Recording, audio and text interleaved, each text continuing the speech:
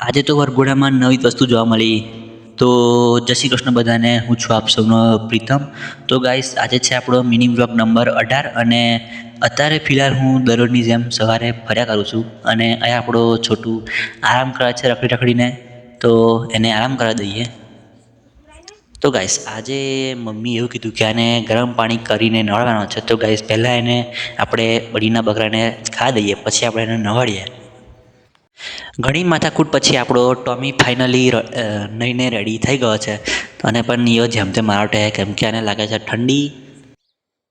પછી આ ચંગાલો આવી ગયા હતા આપણા ઘરે ટાઈમપાસ કરવા માટે અને એમાં પણ આ મીતુ આ કારાનો જોક સાંભળીને બરાબરનો હસી પડ્યો હતો. અને આ તો ભૂખડ હંમેશા ખાયા જ કરે છે. તો અત્યારે સાંજે ફિલહાલ હું બેઠો છું દુકાને, પણ હમણાં ખબર પડી છે કે આજે આપણે જવાનું છે લગ્નમાં બાજુના ગામમાં. તો ગાઈસ, હવે આપણે થશું રેડી લગ્નમાં જવા માટે. તો ફાઇનલી આપણે લોકો નીકળી ગયા છે લગ્નમાં જવા માટે અને આપણી સાથે આપણા બે ખાસ જીગરી બેઠા છે. તો ગાઈસ, આપણે જઈએ હવે લગ્નમાં.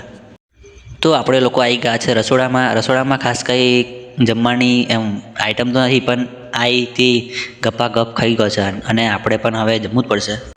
જમ્યા પછી આપણે લોકો આવી ગયા છે ડીજે આગળ અને હવે આ ડીજેવાળો એનું સેટઅપ રેડી કરે છે વરઘોડા માટે. તો ખેર, આપણે હમણાં વેઇટ કરીએ વરઘોડાનો. તો ગાઈસ, લાંબા ઇંતજાર પછી હવે વરઘોડો ફાઇનલી નીકળી ગયો છે. પણ આજે આપણને વરઘોડામાં નવી વસ્તુ જોવા મળી છે, તે છે આ ઢીંગલા. તો ચાલો આપણે પણ જઈએ હવે વરઘોડામાં.